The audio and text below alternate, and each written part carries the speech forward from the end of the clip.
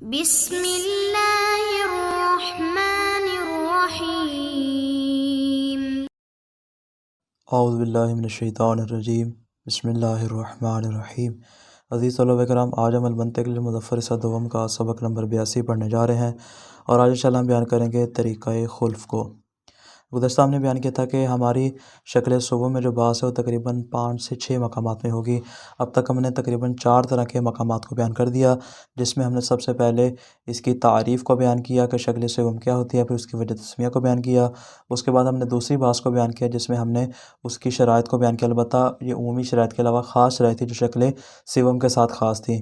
اس کے بعد ہم نے تیسری بحث میں اس کی ضروب کو بیان کیا کہ اس کی 16 ضروب میں سے کون کون سی ضروب ہے جو منتج ہیں اور کون کون سی ضروب ہیں جو کہ عقیم اور غیر منتج شمار ہوتی ہیں۔ اس کے بعد ہم نے چوتھی جو بحث بیان کی تھی وہ اس بارے میں تھی کہ جو ہمارے پاس ضروب منتج آتی ہیں، جو 16 میں سے 6 آتی ہیں، ان 6 کے اوپر ہم نے الگ الگ طور پہ استدلال اور برہان قائم کیا تھا۔ اور پھر ہم نے کہا تھا ہماری جو آخری اور 5ویں بحث ہوگی اس میں ہم کچھ تنبیہات، کچھ نوٹ بیان کریں گے جو شکل صوبوں کے ساتھ مربوط ہے۔ تو یہاں پہ کلی طور پر مصنف شکل صوبوں کے آخر میں 3 طرح کے مطالب کو تنبیہات کے عنوان سے ذکر کرتے ہیں: تنبیہ اول، تنبیہ ثانی اور تنبیہ ثالث۔ آج انشاءاللہ بیان کریں گے پہلی تنبیہ کو۔ فرماتے پہلی تنبیہ یہ ہے کہ جس میں ہم طریقہ خلف کے حوالے سے گفتگو کریں گے۔ مصنف فرماتے ہیں کہ اب تک ہم نے مختلف موارد میں برہان خلف کو استعمال کیا، جیسا کہ ہم نے منطق کے حصہ اول میں جب نسب اربع میں گفتگو کی تھی، اور وہاں پہ ہم نے جب 2 مفہوم کلی کے نقیض کو ثابت کیا تھا اور وہاں پہ اس حوالے سے گفتگو کی تھی، تو وہاں پہ ہم نے برہان خلف سے مدد لی تھی۔ اسی طرح فرماتے ہیں ہم نے اس کے علاوہ گزشتہ جو ہماری عکس والی بحث تھی وہاں پر بھی ہم نے مدد لی۔ اس کے علاوہ فرماتے ہیں ابھی جو ہم نے تازہ بحث پڑھی کون سی والی، اشکال اربع کی، اس میں جو ہمارے پاس شکل دوم تھی اس کی ضرب چہارم، اور جو ہماری شکل سوم تھی اس کی ضرب پنجم میں ہم نے اسی طریقہ خلف اور برہان خلف سے مدد لی تھی۔ اور ہم نے کیا کہا تھا؟ ہم نے کہا تھا کہ یہ جو شکل دوم کی ضرب چہارم ہے، چونکہ نہ اس میں ہم برہان عکس صغریٰ کے ذریعے اور نہ ہی برہان عکس کبریٰ کے ذریعے استدلال کر سکتے ہیں، اس وجہ سے ہمیں برہان خلف سے مدد لینا پڑی۔ اور یہی بات ہم نے شکل صوم میں کی کہ یہاں پہ نہ صغریٰ کا عکس لیا جا سکتا تھا اور نہ ہی کبریٰ کا عکس لیا جا سکتا تھا، اسی وجہ سے ہم نے طریقہ خلف اور برہان خلف سے مدد لی تھی۔ البتہ فرماتے ہیں کہ یہ جو ہمارے پاس برہان خلف یا طریقہ خلف یا دلیل خلف ہے، اس کو شکل ثانی کی تمام ضروب میں استعمال کیا جا سکتا ہے۔ جو تمرین ہم نے آپ کے سامنے رکھی تھی اس میں کیا تھا کہ جو شکل دوم کی جو چاروں کی چاروں ضروب تھی، وہاں پہ سوال یہ اٹھایا گیا تھا کہ ان چاروں کی چاروں کو برہان خلف کے ذریعے ثابت کریں۔ تو فرماتے ہیں اگرچہ بطور خاص ہم نے اس لیے ثابت کیا کہ یہاں پہ برہان عکس ہمارے لیے مفید فائدہ نہیں تھا، اس لیے ہم نے برہان خلف سے مدد لی، وإلا شکل دوم کی جتنی جو چاروں کی چاروں ضروب ہیں تمام میں برہان خلف کے ذریعے استدلال قائم کیا جا سکتا ہے۔ اب تک ہم نے برہان خلف کے حوالے سے بطور اجمال گفتگو کی، اور ہم نے کہا کہ برہان خلف سے کس طرح استدلال کیا جا سکتا ہے، اور ہم نے طریقہ برہان کو استعمال کیا۔ البتہ یہ برہان خلف ہوتا کیا ہے، مطلب اس کے حوالے سے ہم نے تفصیل بیان نہیں کی۔ یہ جو تنبیہ ہے ہماری، اس میں انشاءاللہ ہم تفصیل کے ساتھ برہان خلف کو آپ کے سامنے رکھیں گے۔ فرماتے برہان خلف استدلال غیر مباشر کی اقسام میں سے ایک قسم ہے کہ جس میں مطلوب کے نقیض کے کذب سے خود مطلوب کا صدق معلوم ہوتا ہے، یعنی جو ہمارا مطلوب ہے اس مطلوب کا جو نقیض ہوگا ہم کیا کریں گے، اس نقیض کو کاذبہ ثابت کریں گے، اس نقیض کو غلط ثابت کریں گے، اس کو جھوٹا ثابت کریں گے۔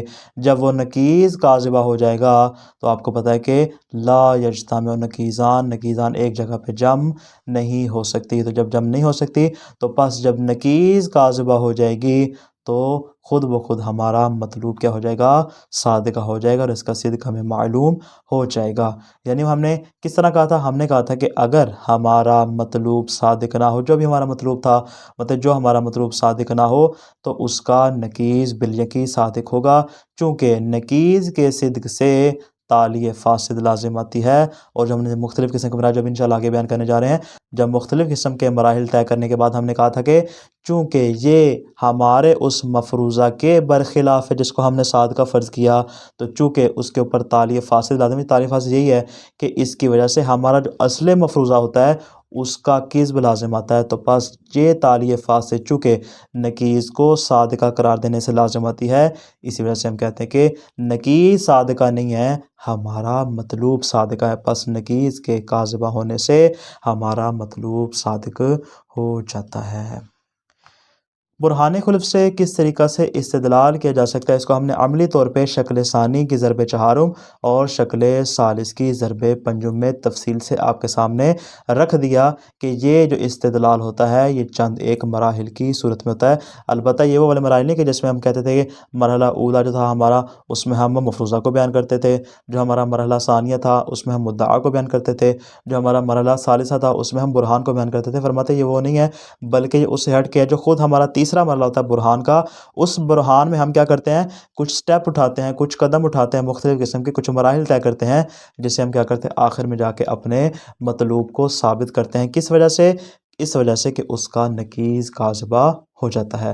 مطلب سب سے پہلا مرحلہ یہ ہوتا ہے کہ ہم کہتے ہیں کہ یہ ہمارا نتیجہ جو ہم نے صغرا اور کبریٰ کو ملا کر حاصل کیا ہے، چاہے وہ موجبہ جزئیہ ہو یا سالبہ جزئیہ ہو، زیادہ تر ہم نے جو ضرب چہارم بیان کی تھی، ضرب پنجم بیان کی تھی، اس میں ہمارا نتیجہ تھا وہ سالبہ جزئیہ تھا۔ تو ہم کیا کہتے تھے، اگر وہ نتیجہ جو ہمارا مطلوب ہے وہ صادق نہ ہو تو اس کا نکیز صادقہ ہوگا، اور اس کا نکیز کیا ہوتا تھا؟ اس کا نکیز ہوتا موجبہ کلیہ۔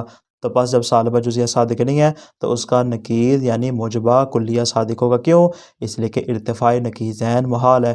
پھر ہم کیا کرتے تھے، اس نکیز کو، اس موجبہ کلیہ کو اٹھاتے تھے اور اصل ضرب کے ساتھ اس کو ضم کر دیتے تھے تاکہ ہمیں نتیجہ حاصل ہو۔ پھر اس قیاس سے جو ہمیں نتیجہ حاصل ہوتا تھا تو وہ والی حقیقت میں شکل اول کی صورت بن جاتی تھی، اور عام طور پہ جو دونوں ضروب ہم نے بیان کی وہ شکل اول کی ضرب اول بنتی تھی، جس میں صغرا بھی موجبہ کلیہ، کبریٰ بھی موجبہ کلیہ، اور ان کا نتیجہ بھی موجبہ کلیہ ہوا کرتا تھا۔ اس شکل سے حاصل ہونے والا نتیجہ اگر صادق ہو تو ضروری ہے کہ اس کا نکیز کاذب ہوگا، یعنی جو نتیجہ ہم نے حاصل کیا ہے اگر وہ صادق ہوگا تو ضروری ہے کہ اس کا نکیز کاذب ہو۔ لیکن اگر اس کے نکیز کو ہم کاذب قرار دیتے ہیں تو چونکہ اس کی وجہ سے خلاف فرض لازم آتا ہے، یعنی جو اس کا نکیز ہوتا ہے وہ حقیقت میں ہمارا مفروضہ ہوتا ہے جس کا صادقہ ہونا ہم نے فرض کیا ہوتا ہے۔ فرماتے جب وہ کاذبہ ہو جائے گا تو اس کا مطلب ہے کہ سارے کا سارا استدلال ہی باطل ہو جائے گا، چونکہ خلاف فرض لازم آتا ہے۔ پس اس تالیہ فاسد کو، تالیہ فاسد سمجھ میں آ گئی ہوگی کہ تالیہ فاسد سے مراد کیا ہے کہ خلاف فرض لازم آنا۔ فرماتے یہ جو تالیہ فاسد لازم آ رہی ہے اس کو دور کرنے کے لیے ضروری ہے کہ ہم اس نکیز کو کاذبہ قرار دیں، لیکن جو ہمارا مطلوب ہے وہ کیا ہو جائے گا، خود بخود صادقہ ہوگا، وہ کاذبہ نہیں ہوگا، ہمارا مطلوب ثابت ہو جائے گا۔ پس ان مراحل کو مد نظر رکھ کر شکل ثانی اور شکل ثالث کی تمام ضروب میں برہان خلف کے ذریعے استدلال کرنا ممکن ہے۔ یعنی ہم نے پہلے تو بات کی تھی فقط شکل ثانی کی، یہاں پہ کہہ رہے شکل ثانی اور ثالث کی بھی، یعنی جو 6 ضروب ہیں ان تمام کی تمام ضروب میں ہم برہان خلف کے ذریعے استدلال کر سکتے ہیں۔ البتہ یہاں ایک بات مد نظر رہے کہ ہمیشہ ایسا نہیں ہے کہ مطلوب کی جس نکیز کو ہم نے صادق قرار دیا ہے اس کو کسی بھی مقدمہ سے ملانے سے شکل اول حاصل ہو جائے۔ فرماتے ہیں ایسا ضروری نہیں ہے، یعنی ہم جو نتیجہ حاصل کریں ہم کہیں یہ ہمارا جو مطلوب ہے اگر یہ صادق نہ ہو تو اس کی نکیز صادق ہوگی۔ جب اس کی نکیز صادق ہے مطلب اس نکیز کو اٹھا کے آپ کی مرضی نہیں ہے کہ آپ دل چاہے تو اس کو صغرا بنا دیں، دل چاہے تو اس کو کبریٰ بنا دیں۔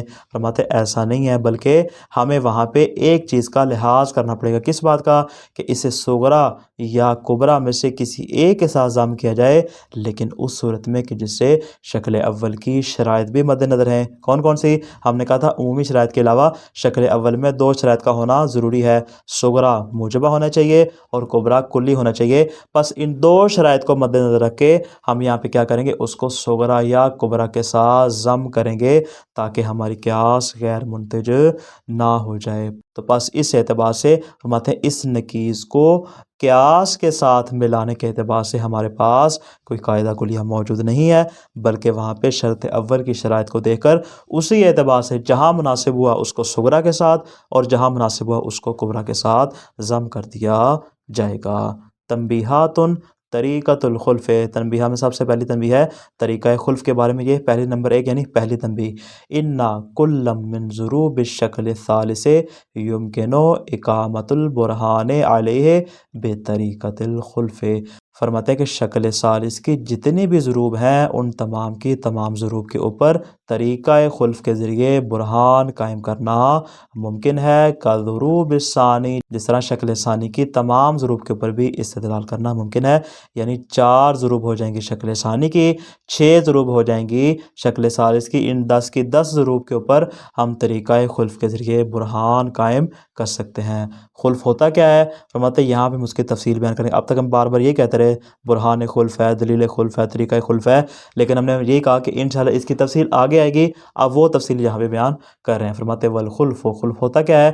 استدلال غیر مباشر یبرہن بہ علی کذب نقیض المطلوب۔ فرماتے ہیں وہ استدلال غیر مباشر، یعنی استدلال مباشر کی اقسام میں سے نہیں، جس کو ہم نے پہلے بیان کیا، عکس ہو گیا یا مثال کے طور پہ نقص ہو گیا یا تناقض ہو گیا، مطلب اس کی اقسام میں سے نہیں ہے، بلکہ یہ جو ہمارا باب استدلال غیر مباشر کا، کہ جہاں پہ کیا کیا جاتا ہے، ہم ایک قضیے کو ملا کر دوسرے کے کیا کرتے ہیں، اس سے نتیجہ حاصل کرتے ہیں۔ فرماتے ہیں یہ استدلال غیر مباشر ہوتا ہے کہ یبرہن بہ علی کذب نقیض المطلوب، کہ جہاں پہ مطلوب کے نقیض کو کاذبہ ثابت کر کے اس پر برہان قائم کیا جاتا ہے، یعنی جو ہمارا مطلوب ہے اس مطلوب کا جب نقیض کاذبہ ہوگا تو نقیض کے کاذبہ ہونے سے خود بخود مطلوب صادق ہو جائے گا، اس وجہ سے کہ اجتماع نقیضین محال ہے۔ یہ کیوں کرتے ہیں؟ اس لیے کہ لیستدل بہ علی صدق المطلوب، مطلب نقیض کو ہم اس لیے کاذبہ ثابت کرتے ہیں تاکہ اس کے ذریعے اپنے مطلوب کو صادقہ قرار دیں، وہو فی الاشکال خاصہ۔ فرماتے ہیں کہ یہ فقط اور فقط اشکال 4 میں ہوتا ہے کہ یؤخذ نقیض النتیجۃ المطلوب اثباتها، کہ ہم نتیجے کے نقیض کو اٹھاتے ہیں کہ جس کو ثابت کرنا یہاں ہمارا مقصد ہوتا ہے۔ فیقال، پس ہم کیا کہتے ہیں؟ وہی والی بات جو ہم نے پہلے تمام برہان تمام استدلالات میں بیان کی تھی کہ لو لم تصدق، اگر یہ جو ہمارا مطلوب ہے یہ صادق نہ ہو، لصدق نقیضھا، تو پھر اس کا نقیض صادق ہوگا، یعنی اگر مثال کے طور پہ جو ہمارا قضیہ ہے وہ سالبہ جزیہ ہے تو اس کا جو نقیض ہوگا وہ موجبہ کلیہ ہوگا، پس سے موجبہ کلیہ کیا ہو جائے گا؟ کاذبہ ہو جائے گا۔ وَإِذَا فُرِضَ صِدْقُ النَّقِیضِ يُضَمُّ إِلَىٰ إِحْدَى الْمُقَدِّمَتَيْنِ الْمَفْرُوضِ صِدْقُهَا، مطلب جب نقیض کو صادقہ ہونا ہم نے فرض کر لیا تو اس کو 2 مقدموں میں سے کسی ایک کے ساتھ ضم کر دیا جائے گا۔ کون سا مقدمہ؟ کہ جس کا صادقہ ہونا ہم پہلے سے فرض کر چکے ہیں۔ کیوں؟ لِيَتَأَلَّفَ مِنَ النَّقِیضِ وَهَٰذِهِ الْمُقَدِّمَةِ، تاکہ اس نقیض سے اور جو اصل قیاس کا مقدمہ چاہے وہ صغرا ہو یا کبرا ہو، فرماتے قاعدہ کلی نہیں، صغرا بھی ہو سکتا ہے کبرا بھی ہو سکتا ہے، مطلب صغرا اور کبرا میں سے کوئی ایک، اور یہ جو ہم نے نقیض اٹھایا ہے ان دونوں کو ملا کے حاصل ہو جائے، تشکیل پا جائے ضرب من ضروب الشکل الاول، شکل اول کی ضروب میں سے کوئی ایک ضرب یہاں پہ ہمیں حاصل ہو جائے۔ فینتج ما یناقض المقدمۃ الاخری الصادقۃ بالفرض، فرماتے ہیں پس ہمیں جو نتیجہ حاصل ہوگا وہ اس دوسرے مقدمہ کے ساتھ تناقض رکھتا ہوگا کہ جس کا صدق ہم نے فرض کیا۔ مثال کے طور پہ اگر ہم نے اس کو صغرا کے ساتھ ملایا ہے تو پھر جو ہمارے پاس نتیجہ آئے گا وہ کیا ہوگا؟ وہ اس صغرا کے نقیض ہوگا۔ اگر مثال کے طور کبرا کے ساتھ ملایا تو وہ اس کا نقیض ہوگا، لیکن فرماتے ہیں ھذا خلف، لیکن اس صورت میں کیا ہوگا؟ جس کا صادقہ ہونا ہم نے فرض کیا تھا، فرماتے ہیں وہ چونکہ کاذبہ آ رہا ہے تو یہاں پہ خلف لازم آ جائے گا۔ فلا بد ان تکذب ھذہ النتیجہ، مطلب پس یہ جو ہم نے اس نقیض کو ملا کے نتیجہ حاصل کیا تھا یہ نتیجہ کاذبہ ہو جائے گا۔ وکذبھا لا بد ان ینشأ من کذب نقیض المطلوب، مطلب اس کا کذب کیوں آ رہا ہے؟ اس کا کذب اس لیے آ رہا ہے کہ جو ہمارا مطلوب تھا اس کی نقیض کاذبہ تھی، جس کو ہم نے صغرا یا کبرا قرار دے کے نتیجہ حاصل کیا ہے، نتیجے کے کاذبہ ہونے سے وہ نقیض کیا ہو جائے گی؟ کاذبہ ہو جائے گی۔ جب وہ کاذبہ ہو جائے گی تو فرماتے ہیں نقیض کے کاذبہ ہونے سے فیثبت صدق المطلوب، جو ہمارا مطلوب ہے اس کا صدق معلوم ہو جائے گا۔ وقت تقدمت امثلۃ، مطلب اس کی مثالیں پہلے گزر چکی ہے لہٰذا ہم یہاں پہ تکرار نہیں کرتے۔ البتہ وعلی الطالب ان یجری استعمالہ فی جمیع الضروب شحذا لذہنہ، مطلب اپنے ذہن کی تمرین اور مشق کرنے کے لیے اور اس میں مہارت پیدا کرنے کے لیے یہ طالب علم کی ذمہ داری ہے کہ وہ ان تمام کے تمام ضروب میں کیا کرے؟ برہان خلف حروف کا استعمال کرے تاکہ اس کو استدلال کرنے میں کوئی مشکل پیش نہ آئے۔ وَلْيُلَاحِظْ أَيَّذَا مُقَدَّمَةٍ، فرماتے ہیں البتہ اس میں اس بات کا لحاظ رکھنا چاہیے کہ جو مقدمہ اس کے پاس ہے یجب ان یختارھا من القیاس المفروض، کہ اس کو قیاس مفروض سے اٹھائے، البتہ لیلتئم من النکیز ومن المقدمۃ الضرب المنتج، تاکہ اس نکیز اور اس مقدمہ کو ملا کے ضرب منتج اس کو حاصل ہو، ضرب غیر منتج حاصل نہ ہو۔ شکل اول کی شرائط کو بھی مد نظر رکھنا ضروری ہے۔ تو خلاصہ کیا آج کے درس کا، استدلال غیر مباشر کی اقسام میں سے ایک برہان خلف یا طریقہ خلف ہے۔ اس سے مراد یہ ہے کہ وہ برہان جس میں مطلوب کے نکیز کے کذب سے اصل قضیہ کے صدق کا علم حاصل کیا جائے۔ برہان خلف سے نسب اربع اور اشکال اربع میں استفادہ کیا جاتا ہے۔ برہان خلف مختلف مراحل میں طے پاتا ہے جس سے مطلوب کے نکیز سے تالی فاسد کا لازم آنا معلوم ہو جاتا ہے۔ برہان خلف میں صغرا یا کبرا سے نکیز کو ضم کرتے وقت شکل اول کی شرائط یعنی صغرا کا موجبہ ہونا اور کبرا کا کلی ہونا مد نظر رکھنا ضروری ہے۔ والسلام علیکم ورحمۃ اللہ وبرکاتہ۔